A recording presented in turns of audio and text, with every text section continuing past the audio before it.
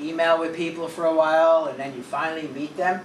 Well, our next guest here on TalkingWithHeroes.com, I've been talking with on email now for quite a while as we prepared to come over. So I want to welcome you to Talking with Heroes. And why don't you go ahead and introduce yourself, talk a little bit about how long you've served, your military career, and where you're from. Thank you, Bob. I appreciate that. It's good to meet you as well. I want to thank you for giving us, the soldiers, an opportunity to speak with the folks back home. It's not too often that we get to tell our story. If it wasn't for your volunteerism, your dedication to country, duty, so on and so forth, everything that we do, we also see in you. And I really appreciate you coming over here to a combat zone to give us this opportunity.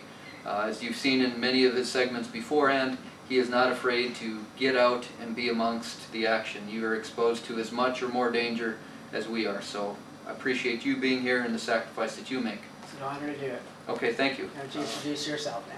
All right, back to me then. I grew up in a small town, Granville, North Dakota. It's in the middle of nowhere, just south of the Canadian border. I went to high school there. I also played high school football. I was a standout, as I like to tell people. I really wasn't that good, but I was a standout running back for the Towner Granville Upham Cardinals. They are now the Titans, unfortunately. I went to college at Minot State University, where I graduated as a Beaver, so that was pretty exciting for me. I moved to Mandan several years later, which is on the other side of the river. And recently I've moved across. I got my visa approved and I moved across to Bismarck, North Dakota, where my wife, child, and myself reside. You had to get a visa to do that. You have to get a visa. In North Dakota, if you want to move from Mandan, you have to be approved to move to Bismarck. Typically you have to do that in the middle of the night as well. Okay. So, you want to tell them your name, maybe, right? my name, I am Captain Doug Larsen. Okay. I am in charge of the Mustache Flight Company over here in Basrah, Iraq. So, our flight company is made up of wonderful soldiers from North Dakota, from Utah. That's where most of the company is from. We've got two outstanding soldiers from Arizona, and we've also had the opportunity to work with the fine men and women of Oklahoma's National Guard as well. So that is what our battalion is made up of. We've been lucky to work with all those wonderful folks. They've enabled us to do the mission that we have. I grew up, was a private in the North Dakota National Guard. I've served 16 years there. I worked through the enlisted ranks, became an NCO. All of that was on the engineer side. Went to officer school, became a lieutenant, served the engineer forces back home for a couple years. Then I was lucky enough to get to, not because I don't like being an engineer, but I really enjoy being in aviation. I was lucky enough to get the opportunity to go to flight school, and since have done pretty well in the aviation field. So we've been deployed now for close to 12 months. We're at the tail end of it. It's exciting for all of us.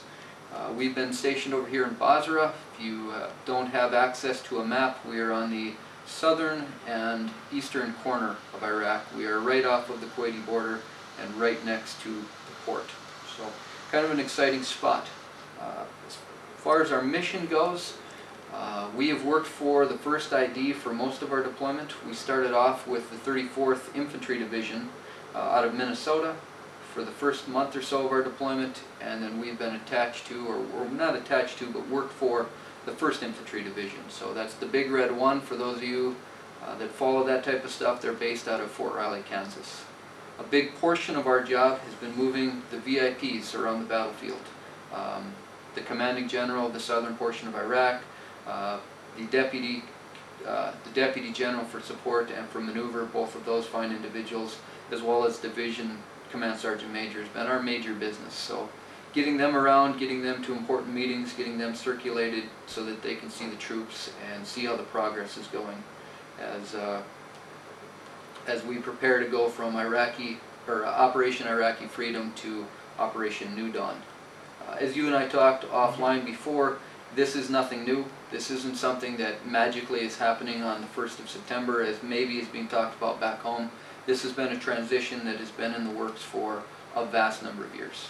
We initially came over here to provide stability, support, and structure to this region. Once that was done, the transition had started, training the Iraqi folks to be able to protect themselves. Obviously they live in a region that is bordered by Iran and other wonderful folks that aren't necessarily so wonderful, that would like nothing more than to influence this area. So a big part of our job has been as far as the U.S. forces and the Allied forces that have been here with us. And I think that's an important piece a lot of people forget. This isn't just a U.S. mission. The British, one of our best allies, have been over here. We've got service and support from numerous other countries that have all helped us in this fight, in this cause.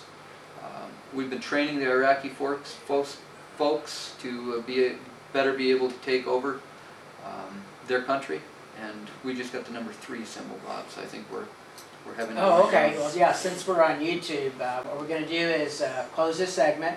Okay. And we'll come back in the next segment with you to continue this. So I am Bob Calvert, your host. I'm talking with Heroes.com again. Anna is behind the camera, signaling us on the timing. And as I do with all our segments, I'm requesting that you help with this mission too, back in America or around the world. Those of you who really enjoy watching these videos, and think other people should too, let other people know about the video on YouTube. You can go on your YouTube page, Facebook, wherever you want to put it. So we'll be back with more from here in Iraq.